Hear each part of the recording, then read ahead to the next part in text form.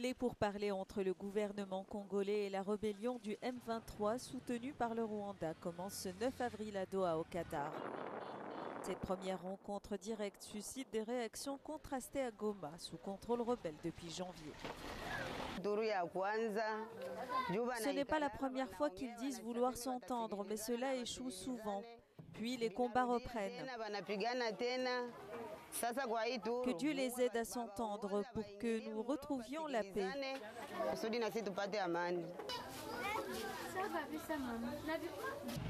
Certains habitants gardent espoir que ces négociations mettront fin à la violence qui sévit au nord de la RDC depuis des années. Je crois qu'ils trouveront une solution. Je demande au gouvernement congolais et aux occupants de s'entendre. Sinon, la population risque de mourir de faim.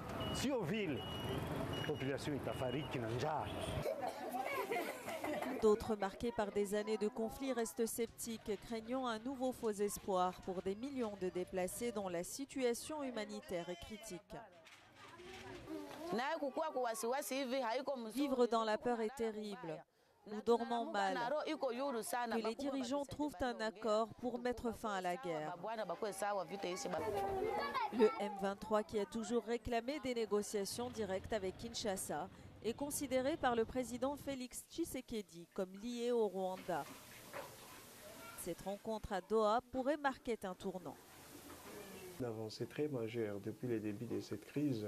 Il y avait effectivement cette méfiance entre les deux parties au conflit. Pour cette fois, il y a une volonté de pouvoir engager des discussions directes. Je pense que ça porte une lueur d'espoir. Un deuxième élément, je pense que ces discussions sont trop prometteuses. Contrairement au processus de Luanda et de Nairobi, pour cette fois, la médiation atteignit sur la discrétion et la confidentialité. Le M23, après un retrait stratégique de Walikale, reste présent à Goma et Bukavu, deux villes clés. Les discussions à Doha seront cruciales pour l'avenir de la région et le sort de millions de personnes affectées par le conflit.